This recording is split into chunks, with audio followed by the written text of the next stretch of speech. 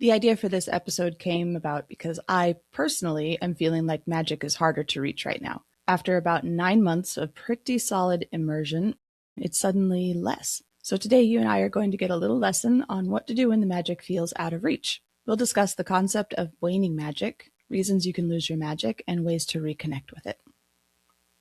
I'm going to get us started off with a little bit of a grounding and recharging meditation, which is easy to do if the magic is feeling a little far away.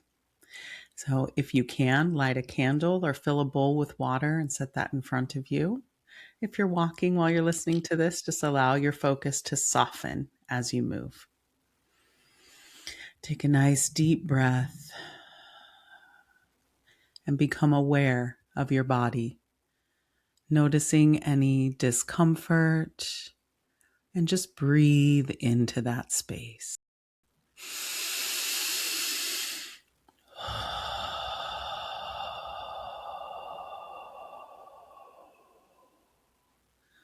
Call upon your guides, ancestors, and spirit to aid you in replenishing your energy. Say to them, I don't have the spark today. May I rest by your fire? And sit in that space. Allow any messages to come through. Don't force them and don't stress if nothing does. Just exist in that space, feeling the flame of the divine begin to seep into your spirit, filling you with divine energy, allowing it to fill through your aura, kindling your inner fire. Allow that energy to move through your aura. And when you're ready, take 3 deep breaths.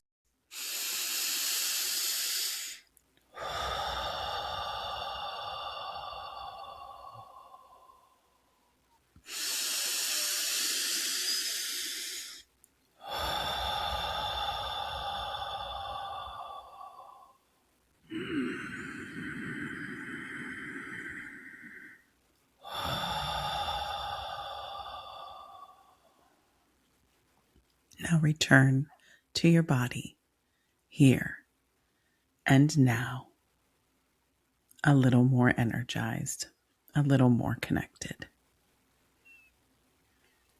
Welcome. I ended up at a little campfire with one of my guides in her Love it. shamanic hut. Yeah. So That's what I was hoping for when I wrote it. I'm like, I just wanted to see people sitting around with their ancestors and guides by the fire, just soaking it up, having a little moment of peace. Yeah, it was perfect. Thank you. Yeah, this is something we don't talk about very often in the magical community. Everyone, yay capitalism, but everyone wants to act like we always have all this access and all this power and we can continue to build and build and build until we can't. But we're not built that way, especially as females. We move through cycles, but I would contend males do too. Like we have cycles of waxing and waning, just like the moon, just like the seasons. So why do we believe our magic should never wane? Because the earth is always there. Like that's our constant. And so I'm answering that would have been my thought, is just the source is always there. Why can't we access it sometimes? And that's what we're going to talk about. But I think what I've kept coming back to these last few months is like capitalism, right? How on earth can I run a business if my magic isn't reliable? How can I provide services for people if it goes away? I actually have an answer for that. And I did not put this in the notes, but that is the practice. So the fact that I practice clearing a space and blessing a space and setting wards and protections, and I've practiced it so often throughout my life that I can do it even when I can't access the magic, right? And just because I'm not feeling it doesn't mean the magic doesn't work, because I'm calling in those spaces. And that's why we practice our craft, because we know the steps to go through. And sometimes just going through the steps is what will help reconnect us. I hadn't thought of Let's it that way. talk about why it goes away, though. Like, The number one is our nervous system. If our nervous system isn't regulated, our body is designed to shut that down and survive. So the periphery stuff, the stuff that isn't for our survival is going to get tamped down naturally. So it's not gone, it's just underground. It's just dormant, like the earth is in the wintertime. It's just dormant for a second because that's not what our body needs. So the loss of it is often more about protection for our energetic system, for our magical vessel, for our body, for our mind, all of that. It's not punitive. And we often think, why did the gods take it away? What did I do to cut it off? That is a Christian mindset. Let that shit go. It's not punitive, it's protective. I really resonate with that idea.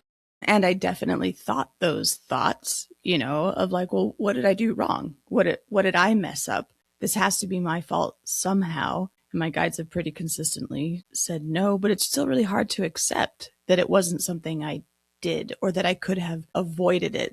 That's like, so the Christian story in me is I was too greedy and therefore it got cut off, right? Because that's how that mindset works. Mm-hmm. Yeah. How I overreached. Well, and there is a bit of that overreach, right? Because we're filling a vessel. I talked about this with my coven because they were like, how can you, hold that much energy? And I'm like, I've been doing it for so long. My vessel's just bigger. And I don't mean the size of my butt. I mean, my spiritual vessel, the amount of energy that I can hold without frying my nervous system because I've practiced and pushed that comfort zone.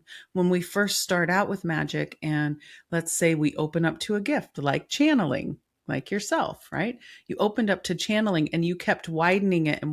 But right now you have to get inside that comfort zone of being comfortable holding the amount of magic you're channeling without burning out your body and sleeping for 16 hours. Right? So we have to continue to stretch that vessel of how much we can contain. And that's natural. So we have to stretch it just a little bit to make it a little bit bigger. And then we got to get comfortable in that spot so that our nervous system calms back down. And then we can stretch it a little bit again and then get comfortable in that spot. So it's not going away. We're just getting used to holding more. Yeah, it's like an attunement or an acclimation to the current volume or vibration. Yay, it rhymed. Sorry. That wasn't the intent, but my brain was like, this is the word we're going to say next, and you're going to fucking rhyme, so go with it. Yes. Okay, so it's that there's this pause to acclimate to the new level. Makes sense. And it's natural. In every skill we're trying to learn, we have plateaus. Like we kind of get stuck at a level and we have to work through that a little bit. Sometimes it's just for rest. I mean, it makes sense. Like your body begins to use its stress adaptations and then you end up with tendinitis. Exactly. Right? If we push beyond our capacity, we wind up then with injuries or illnesses or blockages in our magic because we're overcompensating. So let it be a time of rest. Don't try to push yourself through it. Let it be rest. Some of the other stuff is looking at where the astrology is, right? And this is why I love looking at planetary magic and paying attention to that. Anytime my magic feels a little harder to access, I'm like, okay, where are the planets at now? And is any of that contributing? Where are my planets at? And is that contributing? A Saturn return in a personal chart overall, that's contraction. That's reality checks. Right. I love a Saturn. I'm there. But on this note, a lot of this early 2026, like the Mercury, Venus, Mars thingies, because they have these shorter transits, it's all happening in my house of death, sex, and occult. So everything these first few months has been all three planets in that house going back and forth, conjuncting and Kazimi-ing with the sun. And I'm like, okay, how's that death, occult, and sex house doing over there? Are you guys all right over there? And so that's a really good point. I hadn't put that together either, that it could just be my occult house is like it's under renovation at the moment. Yeah, you're remodeling right now. And that helps you not take it personal or think that you did something wrong. It's like, oh, well, my planets are doing this. Okay, this is a good time for me to just rest and recuperate and get back to my simple morning routine. Like something like that. We'll talk about ways to kind of reconnect in a second. Some other cosmos stuff that gets in the way is all the eclipses. And we have eclipses. We have an eclipse coming up and like 2 to 4 weeks before. So we have already been in it for a couple of weeks. Is chaotic. It's liminal. It's destabilizing to Magick. So it's not the time to do big things. It's the time to do the little things that we're already comfortable with. Stay inside of our container and relax a little bit. Mercury retrograde is not the time to do our communication spells, our glamour work, contracts, business deals. Like I don't do those in Mercury retrograde. They always go wonky. Don't buy a new computer during Mercury retrograde. You wouldn't try to upload a big spell that's going to help you communicate a big presentation during that time because it's going to just go sideways. So it's not that it's not accessible, right? It's just in a different form. So you have to work around it differently. The big shifts in astrology that we talked about in our 2026 episode, all of that is changing the way magic appears in our world. I have been doing magic for 37 years. And I'm like, why is this spell not working? This is a simple spell I do all the time. And so I had to step back a little bit, go back to the basics of that spell and look at it and be like, oh, the energetic flow isn't coming from this direction anymore. So I've got to switch where I'm pulling that energy from for the spell because it is shifting. Everything's shifting. So magic is going to feel different. And we might have to even go back to our basic spells and relearn how to do them, right? It's going to be faster than it was the first time we learned it, but we're going to have to go back to that basic. Also, sometimes spell work wants to become something different. The energy is asking to change form. So if I am doing more spell work, maybe what my energy is looking for is more affirmations, or as was in my case, was cleaning and reorganizing and getting rid of stuff that wasn't connecting with my magic anymore. It's like, let's get that off the altar. It's not part of my world anymore. And kind of clearing all of that stuff out. Sometimes the spell work wants to become crying and sleeping.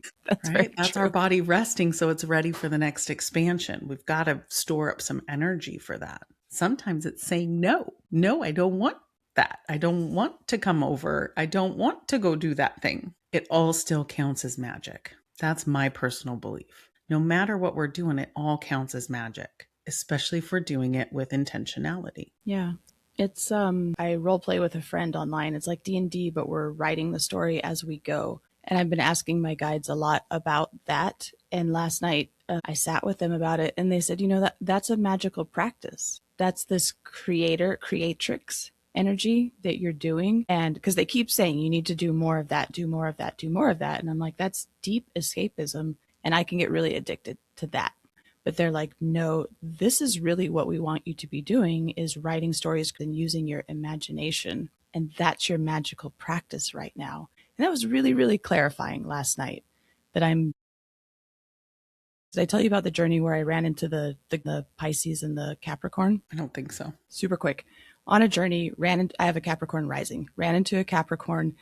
And he's like, you've done a really good job with Capricorn energy, but if you want things to start coming easily to you, you have to be more than 50% Pisces now. Once you go over 50%, then you have the Pisces energy working in you. And he scooped up this fish and he used it like a little puppet and he made it talk at me. And he's like, because Kate, everybody needs to be more than 50% of the energy that they're trying to use. So yeah, right. Like my energy is asking to shift into imaginative play and creatrix void work always. Yeah. And imagination is a huge part of magic. I was talking to a student of mine and we were really struggling to get her to grasp some of these subjects. And it all came down to imagination. She wasn't really she doesn't have an imagination. Like, okay, let's go back to playing and learning how to play a little bit and make up a daydream in your head. So we played some games on how to just build a big, beautiful dream. And it's okay if it never comes true. You just built the story in your head and it was fun and you feel lighter and you feel better and it's happy. And I didn't realize that there were people who couldn't imagine. I was like, wait, whoa. And I've never used it as a sacred practice or a magical practice, right? So it's a big shift in understanding, one, just what this downturn, quiet moment is about. But then what I'm probably going to be doing on the other side is highly imaginative work. And we didn't put that on there, but that would be a great way to reconnect when your magic isn't, is just start playing in your imagination, even if that's coloring something, if it's daydreaming as you stare at the clouds. That's a great way to reconnect. And I would add to that that the rise in smut reading and joyfulness around it, like the community that's being created around, you know what, we're just reading for escapism and we're reading for the Delulu. That, in this context of what we're saying right now, and now I have chills, so probably true, that is a rise of feminine magic and energy that tens of thousands of women are reading for fun, for recreation, and for personal pleasure and fulfillment, whatever, whether it's romantasy or straight up erotica. That's imaginative magic work then. That's learning how to turn on your imagination and let that be the thing that fuels your recreation time, your downtime. Heck yeah. And kind of the downtime in your brain by switching over to that's switching, like you said, into the feminine, and that creatrix or creator energy can help then relax your mind enough for new ideas to come through that then you can come through and implement and jump back into that masculine side of your brain, right? It's all part of the magic. Yeah, I mean, I still lean into it. Delulu is the Solulu right now, and that is really what we're supposed to be doing, is being as delusional as possible. Heck yeah. Let's talk about a few more reasons that we can lose access to our magic, because I think that will help people not feel so personal about it. Anytime you're going through grief or loss, and that loss could be the loss of a job, it could be the loss of a partnership or a relationship, a loss of a pet, or full on the death of a loved one. Any kind of grief, like even stuff that we wanted to end, right? If I sold my express business tomorrow, even though I'm ready to let it go, I'm still going to have some grief and loss. And that's going to make my magic a little wonky because now I've just removed this huge chunk from my life. Know that going in and allow yourself the time to just be in it, in that liminal space. Right. Right. Chronic decision fatigue, those of us who are business owners or you have a job that requires a lot of decision-making process. When I'm tired, I can't come home and do magic. I can't even access it. I can't connect. The only thing I can do is ground myself. It's like, okay, I need to come back into my body. Yeah. So let that go. If you had some big ritual planned, like maybe that day's not the day to do it. Even if all the astrological timing is up, if you've got that full decision fatigue, you're not going to be able to access it as much. So maybe drop the spell work down to something simpler so that you can handle it inside a frazzled container. Hormonal cycles. Kate loves talking about those. Bring in the menstrual cycle. Yeah. You know, even when you're at the peak of the menstrual cycle, even when you're at ovulation, and that's supposed to be the most amazing part, it's still a change in what you have access to. And it could be that there are months where that is so big that you're just kind of dragged behind it for a little while and you're not out in front of it that month. Just work inside those cycles.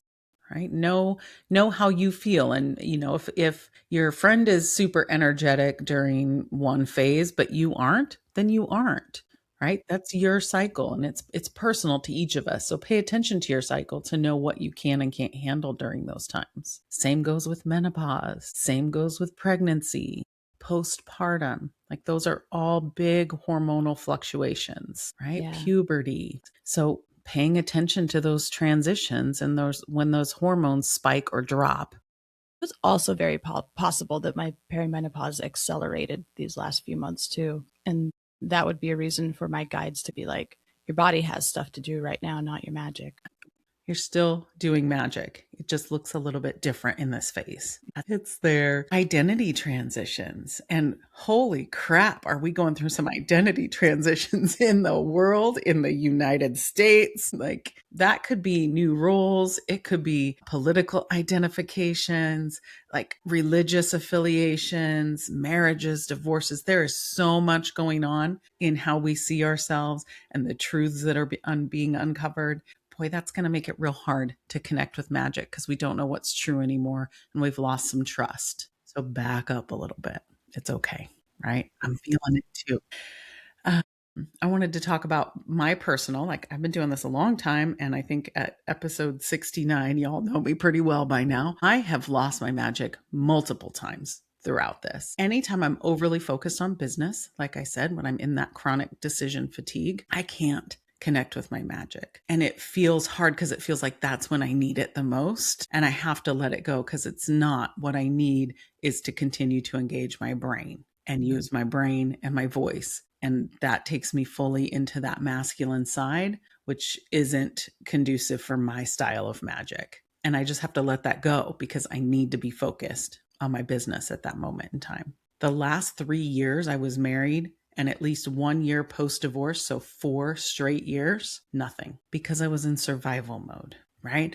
My whole being was just trying to figure out how to be safe, how to disentangle, how to re-engage with myself, how to figure out who the hell I was. So 4 straight years, no magic, nothing. I might have said hi to the moon. I might have lit a candle once in a while. I might have meditated once in a while. But spell work, nothing driving forward for 4 years. So if you lose yours for a couple months, you're going to be fine. That's some good perspective. Thank you. And it wasn't gone. I just needed my energy for something else, right? I needed my energy somewhere else. For an entire month in the beginning of perimenopause, I couldn't even get a hold of my brain enough to meditate. It felt like trying to catch an eel with like Vaseline on my hands. Like I couldn't even get a hold of my brain to focus enough. So I just had to let it go and go, okay, but I can sit here and I can light the candles and just hang out by my altar. I don't have to do anything. And I go through it in a cycle every year. I have at least one spot in the year where it's maybe a month to 6 or 8 weeks where it just feels wonky. It's always like right before my solar return. And it's just like my astrology is going through a shift. I'm going through a shift. I'm getting older. Like all of those things are happening. So it's okay. I just don't plan to do anything big during that time. And then as soon as it opens back up on my birthday, boom, I'm doing abundance magic. Like I do it every year on my birthday because the magic just feels like it comes rushing back in and it's super strong. So I have a practice that's ready for that. How about you? So for me, it's been like a steady incline and growth for like 4 years now. And this past year was this huge climax of having access to things at a scale that I had never had access before. So I haven't yet felt it until the last couple months of, oh, that's really not there anymore. It doesn't come to me the way it did before. So thinking back, I don't know that cyclically I've experienced it yet, but I was thinking when you were talking about your menopause brain and the meditation, so I use a headband with a biofeedback and it records like what % of the time you're in calm brain as opposed to everything else. And in the late summer, I was at like 94% calm of my meditation. And now I can't break like 57% calm. So even then, it's not available. My brain is not slowing. So I agree with you. I am capable of reaching incredibly calm levels. And right now I'm not. There's just no access to it. The brain's just doing something different. So we have to back up a little bit to come back at it from that basic level. So I would go right back to my breath work. I would go right back to my movement work, to my basic meditation skills, not the advanced ones I know how to do. I can do them. I don't have anything to prove to anybody. Yeah. But I still sit there. I still show up in the morning. I still light the incense. I still give it the 20 minutes, whatever my brain is or isn't going to do during that time. And I still keep the habit because I think it's really important now. Thank you for making me believe that meditation is valuable. That's really I gross love of it. you, but You're not the only person that says that. but that's how dedicated I am to my meditation practice now, that even when I can't break 50% calm, I'm still showing up. So thank you, And the actually. benefits are still there. They're still there, right? They're My still body there. still knows that I'm showing up for it. My nervous system still knows that I'm showing up for it. They're doing different things. And last night in the Capricorn energy of myself, I was talking with my guides because I was like, where are we on this thing? Are we almost there yet? Are we there yet? Are we there yet? You know, and they're like, no, girl, we are not there yet. And we won't be for a little bit. But I was like, but what can I do? What should I be doing more of? And they're like, don't do more of anything. There's nothing more to be done. And I said, but truly, there's something I could be doing more of. And they said, sleep. And sometimes sleep is the magic. I was like, you guys, really? So literally my homework assignment right now is to sleep more. Yeah. Yeah. And And they were there is clear. magic in that. That's rebuilding and refilling your container and calming your nervous system. There's so much shit going on in the world. It's okay for us to stop, y'all. Let's talk about some ways that we can reconnect with our magic. Like, definitely sleeping was a good one. Absolutely. The other is just to be present, like in the current moment. So I will go hang out by my altar, light my candles, and just be present. I'm not reading. I'm not journaling. I'm not nothing, no tool. I'm just present and listening. I might be sitting with a cup of tea, herbal tea, and just looking out the window, just being in my body right now. That signals to my nervous system that I'm safe and that everything's fine. So there's a lot of magic in that. It's true. I love just being in my witch room, like doing nothing, taking a nap, whatever. Walking into this space feels like enough, honestly, to just go water the plants in that room and just connect with the room, because that's where I've asked all my magic to live in my house.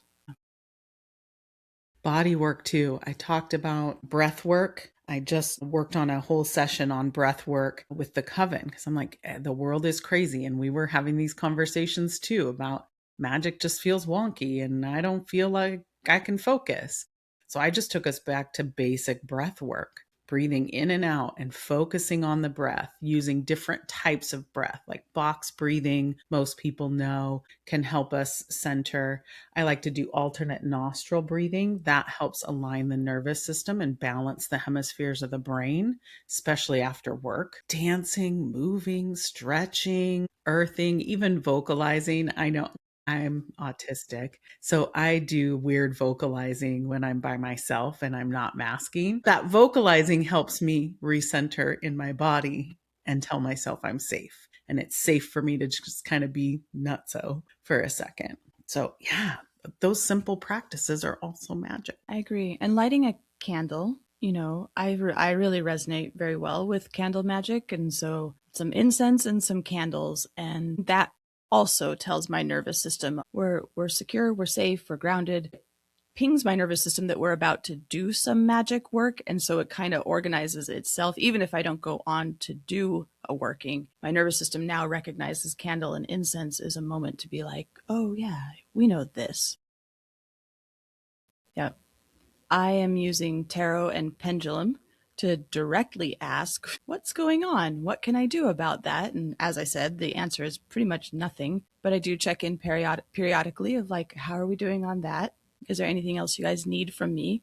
Is there anything else that I need for me? And that it helps. Like I like to get some feedback from the universe every couple weeks of, am I still on track? Okay, thanks. Then I'm gonna go. And that does help reassure me a little bit to hear that things didn't change and I didn't miss the cue that something had changed. One of the thoughts I had while you were saying that is also the more we try to push, the more restriction we add to it. Entirely.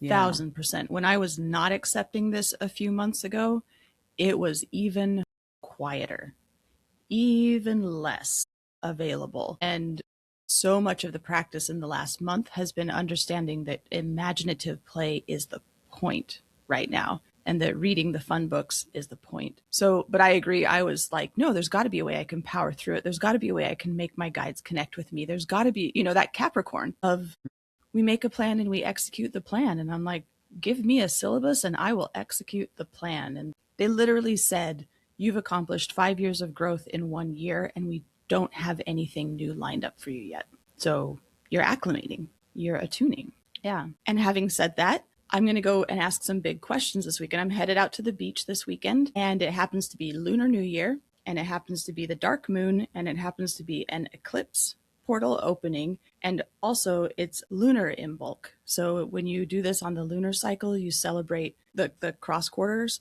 on the first dark moon after the equinox or solstice. So it's lunar in bulk for me, and that's how I work through the year now. And that's a switch as well. So like this weekend is a pretty big astrological deal for me and how I approach my practice in particular. And so I'm going to be at the beach, and I'm just going to be saying, help me be positioned to be at the right spot for the flow of energy that's coming through on this day. Whatever it is, I'm not telling them that anybody that they have to make it turn out a certain way, but like, please put me in the positive flow, not the negative flow for this, because I don't want to go backward. Absolutely. And if you're feeling still low energy going into this big portal, you don't need to do any big magic. You can, like, some of the low energy practices I do would be like cleaning and reconsecrating my tools. It doesn't take a lot of magic, but it can help ground and center me. Plus, I just cleaned all of my tools, my altar, everything, and reconsecrated that space. And I'm like, okay, now I feel the energy's flowing a little bit. You can also borrow the energy from land deities, land spirits, ancestors, gods, guides, poetry, music. Borrow the energy. Interesting. I don't know that I had thought of that as an option, but so ask to tap into their reservoir, basically. Yeah. Which is essentially what we did in that first meditation that I took us through. You're going to your guides and ancestors and asking to draw from their energy to shore you up. And you don't need to do it so you can work some big magic, but you can do it so that you can shore up your energy so you don't feel depleted. And you can ask the land spirits, or like if I had spell work to do some road opening, right? Which I actually do need to do in this moment in time. And I don't have the energy to do a full road opening spell and work and ritual, then I would plead to my ancestors, Hecate, and my guides to open those roads for me. And I would give them some offerings. That's not going to take any energy from me. Yeah. Well, I'll get there. This weekend will be really special, I think, especially because I can go to the beach and do all of this there. And the ocean has always been a reservoir. The ocean fills you up, and being near the water, then just sit by the ocean and ask her to fill you back up. Not to go do anything, but just to be full. Just to be full. Just to feel safe and lovely. Right? Because that's essentially what I'm doing in my practice. And that's how the astrology can help guide us, is what do you need in your astrology? Like, I need to be surrounded by beauty. I need to be surrounded by harmony, and I need to be surrounded by calm serenity. Boom. That's why my house looks and feels the way it does. So that when I'm overwhelmed, I can come here and immediately it tops off that reservoir. So whatever that looks like to you. I need order. What I need to do is take the bag of secondhand donation and get it out of the house and go do that today. Cleaning is its own kind of magic, like letting stuff go. And with this portal coming up, it's all about letting go of the final bits of the snake and shedding that. So I have been shedding anything material as well that it's no longer for me. I need to move that energy out. New blessings can't come in if I'm full. Yep. Okay. Well, we've solved everybody's problems, I think. But I would be curious to hear from anybody. Are you also feeling like the magic is a little out of reach right now? Are you also feeling like it's a little difficult to connect? And what have been your strategies to connect with your reservoir or to take care of yourself during that time? I'd love to hear, because it would help me as well. And my final thought is just let silence do the heavy lifting. Sometimes the work is restoring the witch, not changing reality. And as one of my teachers, Lilith Dorsey, says, just light the fucking candle. You don't got to do anything else. So go out there, do witchy shit, and just light the fucking candle.